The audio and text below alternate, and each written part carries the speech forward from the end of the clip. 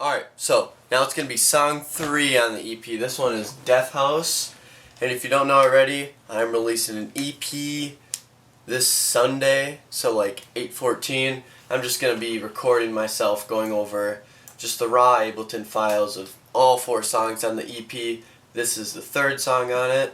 I'm just going to be kind of explaining my arrangement and just showing you kind of these Serum bass patches and just all the sounds that kind of make up this song and kind of how I made it. So yeah, without any further ado, let's just get into it. So first we start off with this intro here. We have audio, yep.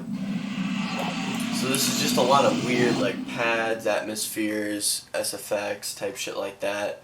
That's what I usually do. I just pile a bunch of those sounds on top of each other so you can get a really nice like just broad kind of contrast of sounds, just kind of because like all these songs on this EP are all like really eerie sounding in my opinion, at least for the intro parts.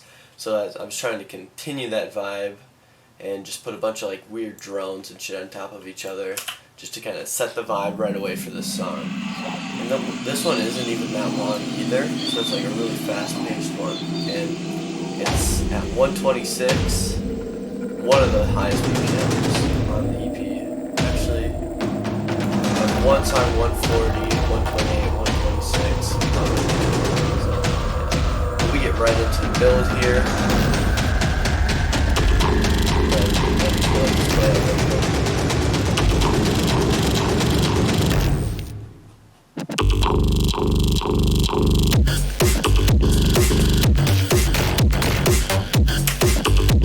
So that's kind of what the first initial section sounds like, so let's go in and kind of deconstruct it. So we have 2 drones here, excuse me, so we have, they're 2 of the same ones, and one's panned at 25 left, one's panned at 25 right, just get some stereo shit field going, you know what I'm saying, and yeah, we're hitting with another drone here. This one sounds like a more natural one, and then this random sound in here as well. Just as I was saying, just a bunch of random sounds and shit with this thing. With this thing. You know, like everything you could think of there. So it's just a bunch of drones at the start, and then we hit with the damaged drums. The best, I love damage. It's probably in like every song in this EP. Drums are so nice and heavy. So yeah, we have the damaged drums, just the Armageddon ensemble. So just programmed it in with MIDI here.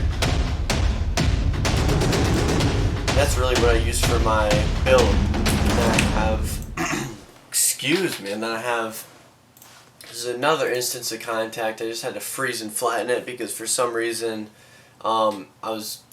maybe it hit the voice limit or something, and like it was like fucking up each time I played it, so I had to like flatten it out so it could be consistent. I don't know, I kind of had to do something with that. I just had to take it, freeze it, and flatten it. So it's basically Kontakt damage again. It's just an audio waveform. It's kind of crazy. You can hear some like disparities in there as well. Like I don't think those are intentional velocity changes, but honestly, you can't have it too robotic as well, so you can't really notice. And like this is all one clip, as you can see. I can probably actually reactivate this one here. So this is what's down here, right? This like started sounding shitty. I can probably recreate it honestly.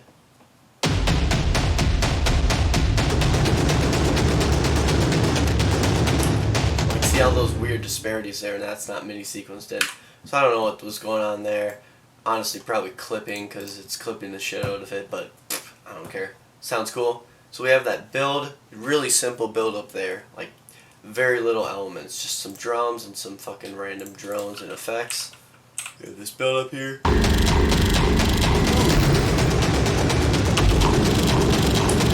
forgot to mention we have all these bass sounds, so a thing to do to make your tracks more cohesive, and I swear I say the same things over and over for like this all the songs I'm going over in this EP, but I can't say it enough. Like, if you just want your tracks to sound more cohesive, you want your drop to be semi-predictable so that you know what's coming, but also make it where it's like, okay, I kind of wasn't expecting that, you know, kind of just gotta, I don't know, warm them up for it. So I made the drop first, right? And then I'm like, okay, in the build, use some of the sounds in the drop with the build so you can kind of prepare them for what's coming, right? But obviously not show them too much because some of these are toned down, obviously, not fucking boosted up all the way like in the drops. So yeah, just using those before the drop. So let's see kind of what sounds we're dealing with here. We have this one, this bass hit. Just all of these sounds have a shitload of processing on them. It's like a preset of mine. If I can arm it, I can play it. Just a pluck, and without any of the post-processing, it's bad. So post-processing really makes your sound, you know. So if you're having struggles with getting your sounds fat or whatever, just learn how to overuse OTT and distortion, then you're set, right? That's basically what I do. So let's move on to this sound here. So we have one that sounds like a wub to me. Whoops, I don't want to do that. So this one's just like a wub. No low end or anything, just honestly, as I always say, I just randomly sound design, throw it where it fits, right? Just a random wub. Then I showed you how to make this in a video. This is how to make the classic, like,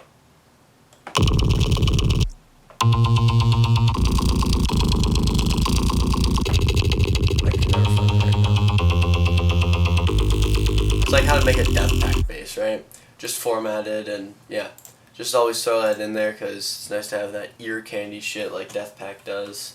Even though this isn't it's not a very open mix, you know, it's pretty sausaged and squared down. But yeah, it's another random sound, and then this is our main bass here. I'll give you a listen.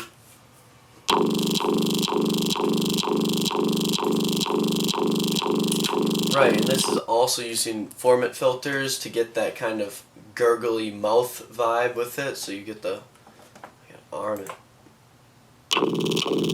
Right, and I did recreate like this bass, kind of, well, I obviously switched it up in here, but I did recreate it, so if you want to look at my other YouTube videos, it's the 056 plus 56 Death Pack bass recreation, which is basically this preset that I use, and I just changed a few things around because, you know, recycling is great for time efficiency. So yeah, I moved some things around with that and came up with this. So this is one of the main basses in there. I just repeat this pattern over and over here. It's just kind of teasing you a little bit, you know, getting you a little excited for what's about to drop. So, you know, we have these basses coming in here. One more time then. Right, so we'll start off here just looking at kind of these drums and percussion. So we just have a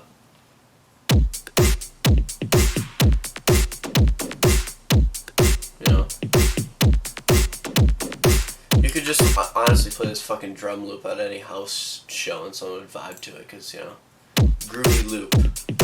That's always necessary, even though everything else is cranked and you can't even hear any of that percussion and shit, but we're not talking about that, right? But yeah, let's just, I think, yeah, the snare, like, I'm doing one short, one long. That's also some shit you can do to just,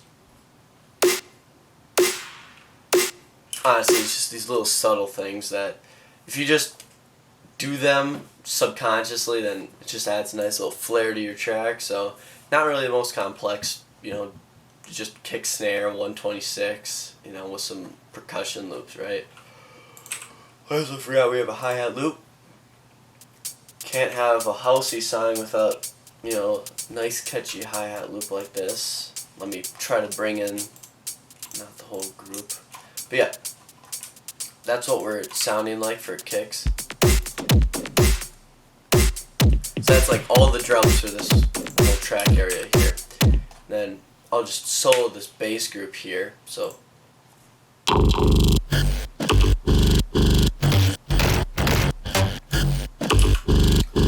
you can probably see, I teased you with every single fucking sound in this drop except for, no, wait, yeah, except for this sound here. Let's look at that one, because I haven't talked about it yet. You know?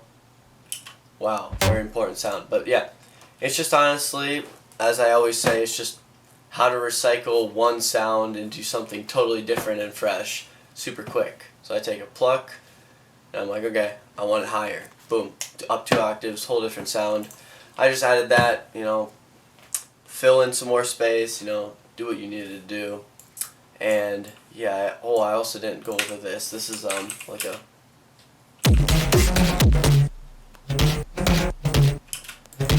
this is like that same preset as, what is it? Not this one, maybe this one, yeah. See, as I was saying, it's these same presets here. I go from that to this. Right? Ooh, Jesus Christ.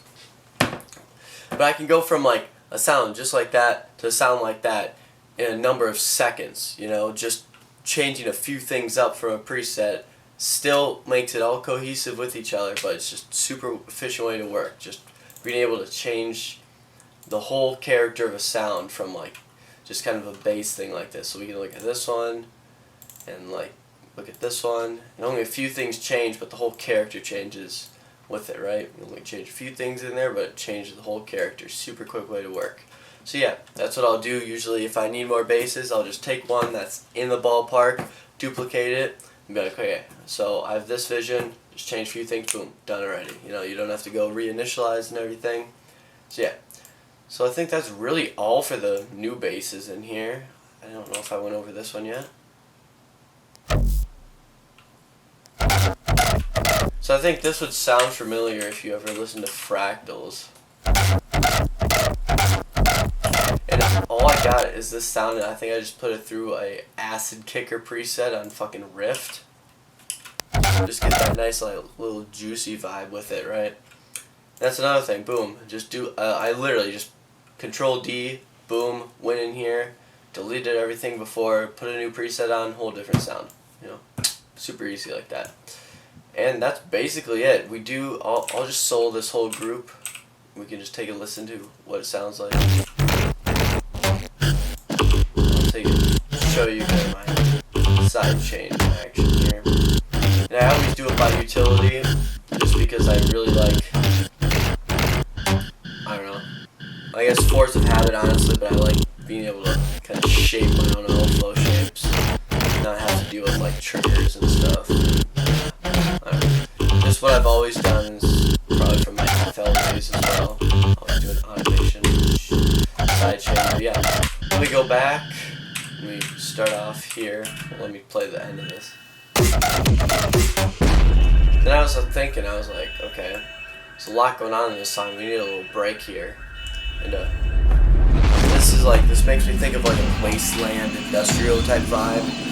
So I was like, okay, Carl sounds dope. Damage makes it right here. So we just go into another build up here, basically the same sounds.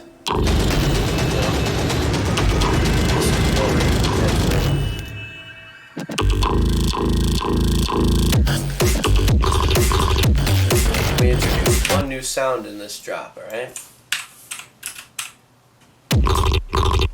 And what is this? This is basically the same preset, it's just changing one thing. We're changing the filter, you get a whole new different flavor out of this bass, but it's still routing from the same bass that was in the last drop, right?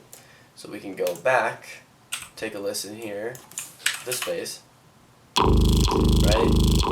Same preset, boom boom, change one thing here, boom, change the filter, you get a whole new vibe with it, right? So yeah, I say that way too much of how I recycle sounds. I don't know why I like talking about it, but I do. We also have this. What's this? I don't know.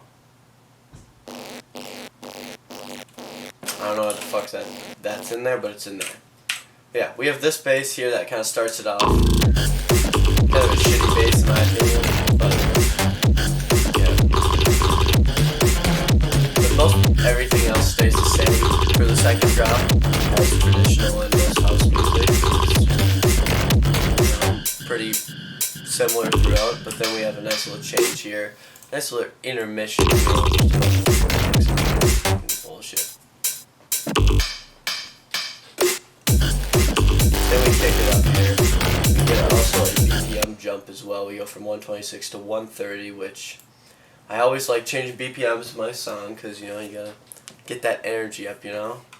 And we bring in the classic mid-tempo bass. That's just fantastic.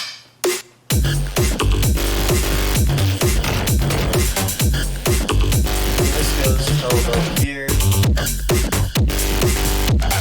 Right, therefore, it's a fraction. I like that song. And then honestly, there's nothing else really about this song. I do have a bounced out version of it, I guess, down here. And I guess a part of the song.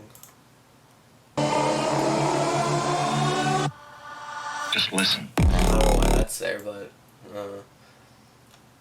I think I was. Oh, I do know why. I was running. I know I'm going sidetracked here, but we're basically done. I was running. I was playing like a Death Pact song out of my phone speakers into like the ESP of an electric guitar. It would pick it up pretty cool. And I was comparing how it sounded different between the guitar pickups and, you know, raw. Obviously guitar pickups don't sound as good, but they get a really cool, I guess, analog vibe to it. But anywho, we can take a look at this beautiful master chain. You know, it's quite the sight to see here.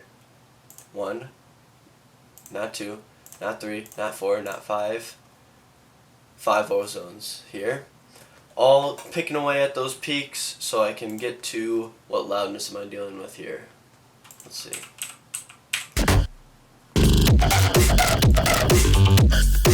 We'll take that. We'll take 4.5 real time, 5.5. That's what we're going for, you know. Gotta get that shit loud. But anywho, there's nothing really else here. We can take a look at the span. See how good I mixed it, I guess. Looks fine to me, honestly, and it sounds decent. It doesn't sound too shitty, but it doesn't sound too great. But if you're making a house track, you can't make it sound that good, you know, or it's not house. But anywho, on to the next track.